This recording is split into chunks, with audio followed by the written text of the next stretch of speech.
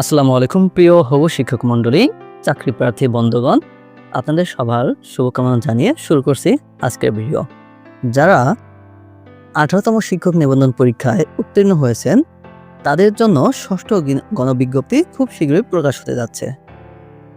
আগামী 16 তারিখে গণবিজ্ঞপ্তি হওয়ার সম্ভাবনা রয়েছে। তো এর মধ্যে অনেকের অনেক ধরনের মতামত রয়েছে যে আগে গণবিজ্ঞপ্তি নাকি আগে বদলি। তো অনেকে আগে বদলি চাচ্ছেন, অনেকে গণবিজ্ঞপ্তি চাচ্ছেন এবং অনেকে আবার 35+ যাদের বয়স হয়ে গেছে তারা বিভিন্ন দাবি করছেন যে 35+ তাদেরকেও আবেদনের সুযোগ দেওয়ার জন্য। তবে সর্বোপরি সিদ্ধান্ত এনটিআরসি কর্তৃপক্ষ অনড় রয়েছে যে 16-17তমতে যারা উত্তীর্ণ হয়েছেন ইতিমধ্যে যাদের বয়স 35+ হয়ে গেছে তারা আবেদন করতে পারবেন না এবং বদলির আগেই গণবিজ্ঞপ্তি প্রকাশ হতে যাচ্ছে, এটি সর্বশেষ সিদ্ধান্ত। তো আগামী 16 তারিখে যদি গণবিজ্ঞপ্তি হয় তাহলে আপনারা যে সকল সুযোগ সুবিধা পাবেন এবং আপনারা কত তারিখ থেকে কত তারিখ পর্যন্ত আবেদন করতে পারবেন এবং মেধা তালিকা প্রকাশ করা হবে, সব মিলিয়ে একটি কিছু নিয়মকানুন পালন করতে হবে। অর্থাৎ একটি সুশৃঙ্খল আবেদন করার জন্য আপনাকে যে বিষয়গুলো মাথায় রাখতে হবে, বিবেচনায় রাখতে হবে, সেই বিষয়গুলো আজকের ভিডিওতে জানিয়ে দেওয়া হবে। তাই ভিডিওটি মনোযোগ সহকারে দেখার জন্য অনুরোধ রইল। সম্মানিত হবু শিক্ষকবৃন্দ, আপনাদের পরবর্তী ধাপগুলো কী কী আসুন জেনে নিই। জেনে রাখা ভালো যে উত্তীর্ণ হওয়ার পরবর্তীতে যে সকল ধাপ আপনাকে অতিক্রম করতে হবে সেগুলো হচ্ছে প্রথমত মেধা তালিকা। আপনি উত্তীর্ণ হয়েছেন, এখন জাতীয় মেধা তালিকায় আপনার স্থান কত সেটি আপনাকে প্রথম জেনে নিতে হবে। এটি আপনার পরবর্তী আবেদনের ক্ষেত্রে র্যাঙ্কিং এই বিষয়টি কাজে লাগবে। যখন একই প্রতিষ্ঠানে একাধিক শিক্ষক প্রার্থী আবেদন করবেন তখন যার মেধা তালিকায় সিরিয়াল আগে থাকবে অর্থাৎ যার র্যাঙ্ক এগিয়ে থাকবে তিনি চান্স পাবে। এরপরে এই সনদ অর্থাৎ একটি ইলেকট্রনিক সনদপত্র আপনি পাবেন। আপনি যে 18তম শিক্ষক নিবন্ধন পরীক্ষায় উত্তীর্ণ হয়েছেন এরকম একটি সনদপত্র পাবেন। তারপর ষষ্ঠ গণবিজ্ঞপ্তি অর্থাৎ এরপরেই গণবিজ্ঞপ্তি প্রকাশ করা হবে। চয়েস লিস্ট তৈরি, আপনি কোন কোন প্রতিষ্ঠানে আবেদন করবেন সেই প্রতিষ্ঠানগুলোর একটি চয়েস লিস্ট তৈরি করতে হবে। এরপর প্রাথমিক সুপারিশপত্র, আপনি আবেদন করেছেন সেখানে অন্য কেউ আবেদন করেছে কিনা বা আপনার সম্ভাব্য যে প্রতিষ্ঠানে চান্স হতে পারে সেরকম একটি প্রাথমিক সুপারিশপত্র আপনাকে প্রদান করা হবে। যদি আপনি সেটিতে ইচ্ছুক থাকেন তাহলে পরবর্তীতে চূড়ান্ত সুপারিশপত্র প্রকাশ করা হবে। আর যদি সেখানে অনেকেই চাইবে না বা আপনি যে প্রতিষ্ঠানে চান্স পেয়েছেন সেটিতে আপনি যদি ইচ্ছুক না থাকেন তাহলে ওটি ক্যান্সেল করা যাবে। এরপরে ভিরল পূরণ, একটি ভিরল ফর্ম থাকবে সেটি পূরণ করতে হবে। তারপর যোগদান, এরপর ব্যাংক অ্যাকাউন্ট খোলা সহ 30+ পেপার সংগ্রহ। আমি জানি যে সর্বমোট 32টি কাগজ আপলোড করতে হয় নতুন এমপিওর ক্ষেত্রে। তো এর মধ্যে অনেকের ক্ষেত্রে প্রযোজ্য নয়, সেগুলো আমরা প্রযোজ্য নয় দেব।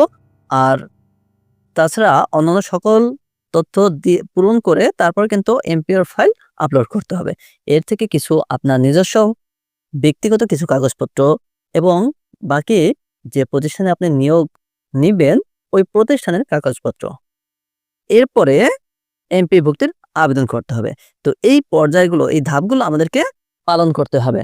এখন শিক্ষক নিয়োগের ষষ্ঠ গণবিজ্ঞপ্তির জন্য আবেদনের যে সকল বিষয় বিবেচনা রাখতে হবে সেই বিষয়গুলো এখন আপনাদেরকে জানিয়ে দিচ্ছি।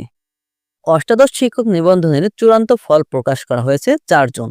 এতে অংশগ্রহণকারী প্রার্থীদের মধ্যে চূড়ান্তভাবে 60,521 জন পরীক্ষার্থী উত্তীর্ণ হয়েছেন। বেসরকারি শিক্ষক নিবন্ধন ও প্রত্যয়ন কর্তৃপক্ষের এনটিআরসি তথ্য অনুযায়ী 1,01,142টি এমপিওভুক্ত শূন্য পদ রয়েছে।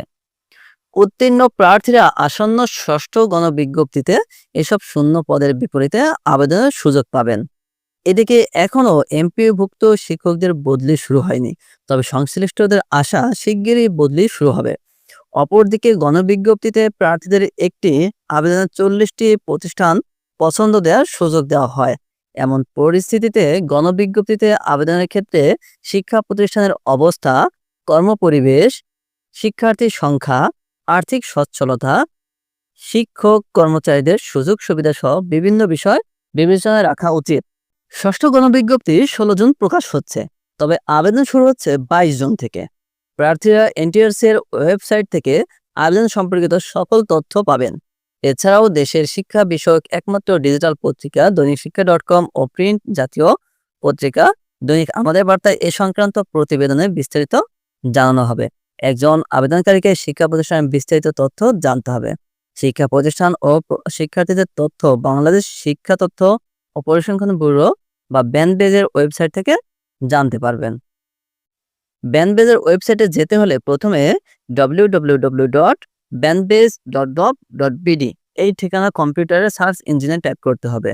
এই ওয়েবসাইটে ইনস্টিটিউট সার্চ অপশনে গিয়ে ডিভিশন, ডিস্ট্রিক্ট, উপজেলা, ইনস্টিটিউট টাইপ, ম্যানেজমেন্ট টাইপ ও ইআইএন নাম্বার দিয়ে ফাইন্ড ইনস্টিটিউট অপশনে সার্চ করে ভিউতে ক্লিক করলে প্রতিষ্ঠানের মৌলিক তথ্য, ঠিকানা, যোগাযোগের নম্বর ও শিক্ষার্থীদের সংখ্যা সহ সব সাধারণ তথ্য পাওয়া যাবে।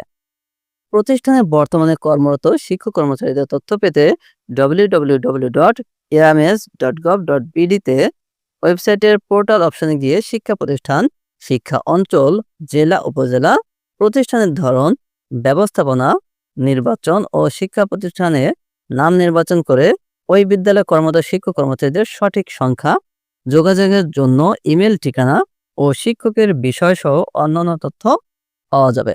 প্রিয় ভিউয়ার্স, তাহলে আমরা জেনে নিলাম যে ষষ্ঠ গণবিজ্ঞপ্তি প্রকাশের আগে কোন কোন বিষয় আমাদের বিবেচনায় রাখতে হবে এবং আবেদনের ক্ষেত্রে আমরা কোন কোন বিষয়গুলোকে অধিক গুরুত্ব দিব এবং আমাদের পরবর্তী করণীয় কি। এরকম সার্বক্ষণিক আপডেট পেতে অবশ্যই চ্যানেলটি সাবস্ক্রাইব করে পাশে থাকার অনুরোধ রইল। ষষ্ঠ গণবিজ্ঞপ্তি প্রকাশ হওয়ার পরে এবং আবেদনের ক্ষেত্রে কিভাবে আপনি আবেদন করবেন একটি পূর্ণাঙ্গ সঠিক আবেদন পদ্ধতি সহ যাবতীয় আপনি এই চ্যানেলেই পেয়ে যাবেন এবং পরবর্তীতে এমপিও করার জন্য যে সকল কাগজপত্র আপনার প্রয়োজন হবে সেই বিষয়েও আপনি সহযোগিতা পাবেন ইনশাআল্লাহ। পরবর্তী সকল প্রকার আপডেটের জন্য অবশ্যই চ্যানেলটি সাবস্ক্রাইব করে পাশে থাকার অনুরোধ রইল। সবাই ভালো থাকবেন, সুস্থ থাকবেন। সবার জন্য রইল অনেক অনেক শুভকামনা। আল্লাহ হাফেজ।